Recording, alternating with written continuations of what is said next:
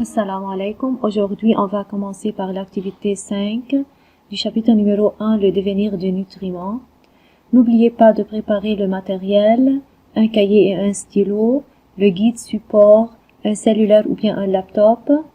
À la fin de cette vidéo, l'élève doit être capable de décrire la structure de la paroi interne de l'intestin grêle, de définir l'absorption, de dessiner et annoter une villosité, de déterminer le devenir de chaque nutriment après la digestion et à la fin de citer les caractéristiques de la paroi intestinale qui facilitent l'absorption.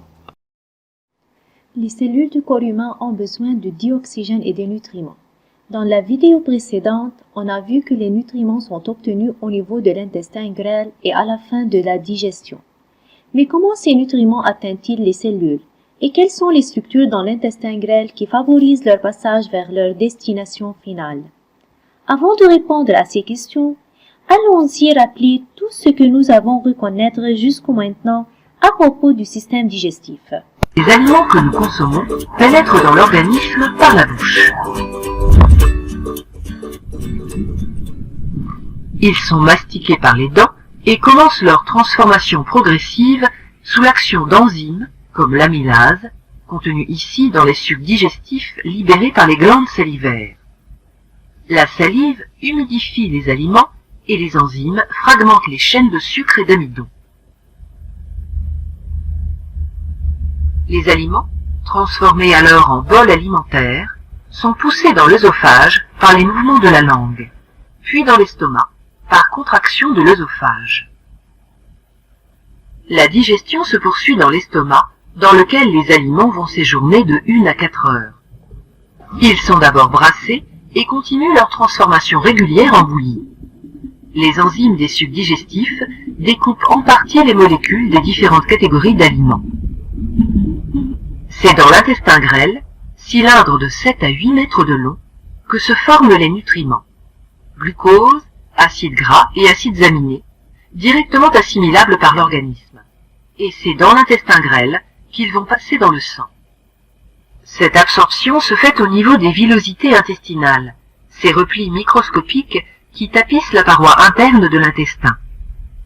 Leur nombre, très élevé, près de 10 millions, permet à l'intestin d'offrir une surface d'absorption avoisinant les 250 mètres carrés.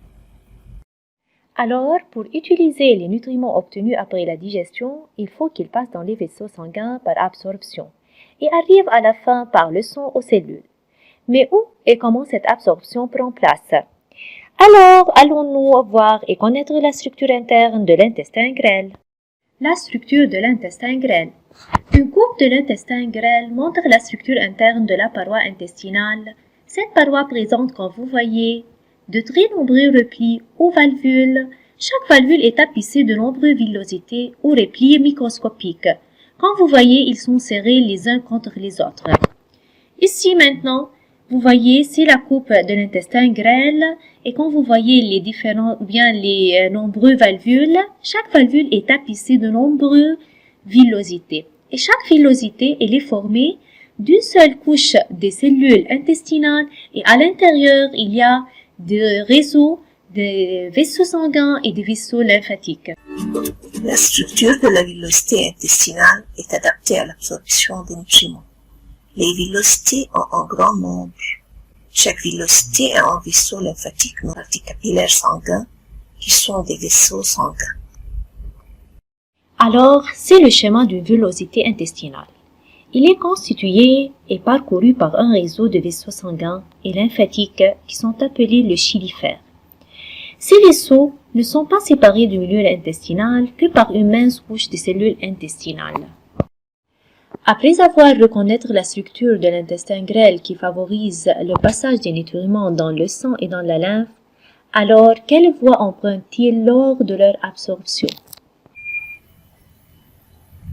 Les molécules alimentaires solubles dans l'eau, comme les monosaccharides, les acides aminés, les sels minéraux et les vitamines solubles dans l'eau, sont absorbées à travers les parois des villosités intestinales pour passer dans les capillaires sanguins. D'autre part, le glycérol et les acides gras entrent dans l'épithélium des villosités par diffusion. Dans ces cellules, les acides gras et le glycérol se recombinent en des fines gouttelettes de lipides. Et par suite, ces gouttelettes de lipides entrent dans la lymphe. C'est quoi l'absorption? L'absorption est le passage des nutriments de l'intestin grêle vers le sang ou la lymphe. Comme vous voyez dans cette figure, le sucre simple et les acides aminés passent dans le sang, tandis que les lipides passent dans la lymphe. Alors, on a deux voies d'absorption. La première voie, c'est la voie sanguine. La deuxième voie, c'est la voie lymphatique. La voie sanguine, le glucose, dans la voie sanguine, seulement les glucoses, les acides aminés, les vitamines et les sels minéraux qui se passent dans le sang. Tandis que, dans la voie lymphatique, seulement les acides gras et le glycérol qui se passent dans la lymphe. Mais alors, c'est quoi l'absorption? L'absorption est le passage des substances d'un milieu à haute concentration vers un milieu à basse concentration de ces substances, à travers une paroi semi-perméable. Comme vous voyez dans cette figure, si on compare les deux milieux 1 et 2, vous voyez que dans le milieu 1, il y a une haute concentration de l'eau, tandis que dans le milieu 2, il y a une faible concentration de l'eau. Alors, par absorption, les molécules de l'eau passent du milieu 1 au milieu 2, c'est-à-dire d'un milieu à haute concentration vers un milieu à basse concentration. Aussi, même pour les molécules de sucre. Quand vous voyez, dans le milieu 2, il y a une haute concentration de sucre, tandis que dans le milieu 1, il y a une faible concentration de sucre. Alors, par absorption, les molécules de sucre passent du milieu 2 au milieu 1, c'est-à-dire d'un milieu à haute concentration vers un milieu à basse concentration de ces substances. L'intestin grêle a une structure bien adaptée à l'absorption. Cette structure est les villosités intestinales qui ont des caractéristiques facilitant l'absorption. La première caractéristique, c'est la large surface. L'intestin grêle a une longueur de 7 à 8 mètres. Il est présent de 800 à 900 valvules qui triplent sa surface interne. Et aussi, il possède des millions de villosités, alors ce qui augmente la grande surface de contact avec les nutriments. Pour savoir comment les replis augmentent la surface, c'est un exemple qui clarifie l'idée.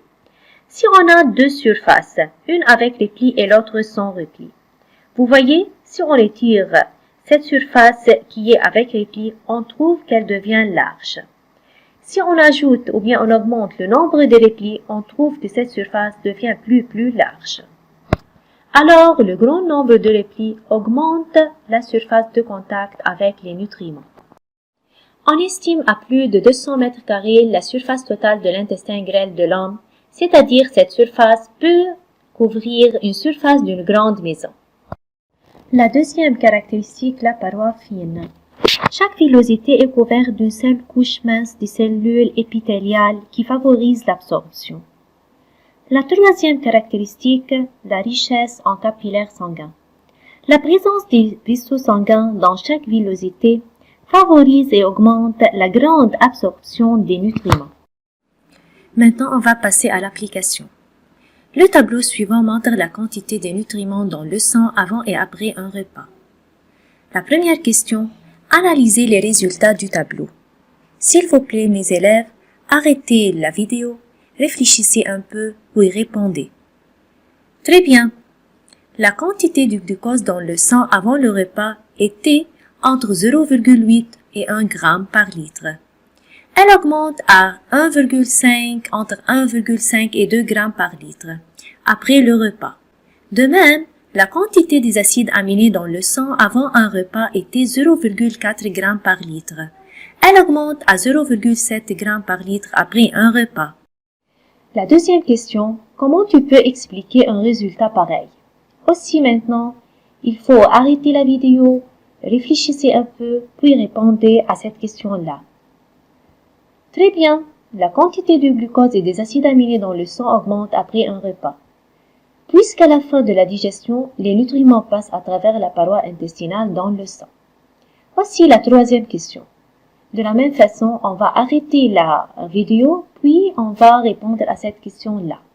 Nommez le phénomène qui conduit à l'augmentation de la quantité des nutriments dans le sang. Très bien, l'absorption intestinale. La quatrième question, nommez la structure de l'intestin grêle responsable de ce phénomène. Très bien, c'est la villosité intestinale. Le voyage des aliments passe à travers plusieurs étapes. La première étape, c'est l'ingestion, c'est-à-dire lorsqu'on mange les aliments. Deuxièmement, ou bien deuxième étape, c'est la digestion, c'est-à-dire lorsque les aliments deviennent des nutriments. La troisième étape, c'est l'absorption, c'est-à-dire les nutriments doivent être absorbés par les villosités intestinales et passer dans le sang et la lymphe, pour être à la fin transportés à toutes les cellules de notre corps. Lorsque les aliments sont ingérés, ils subissent la digestion, qui se termine dans l'intestin grêle et deviennent de nutriments. Ces nutriments passent dans la lymphe ou bien dans le sang, à travers deux voies, la voie lymphatique ou bien la voie sanguine. Ce qui favorise cette absorption, c'est les caractéristiques de la paroi interne de l'intestin grêle ou bien de villosité, qui possède une large surface de contact avec les aliments, la paroi fine et une richesse en capillaires sanguins. Les voies d'absorption sont les voies sanguines et les voies lymphatiques. À travers la voie sanguine, seulement le glucose, les acides aminés, les vitamines et les sels minéraux qui passent dans le sang. Tandis que dans la voie sanguine, dans la voie lymphatique, seulement les acides gras et le glycérol qui passent dans la lymphe. N'oubliez pas à la fin de faire l'agenda, étudiez le paragraphe 6, absorption, page 4 dans le guide support, et bonne chance mes élèves.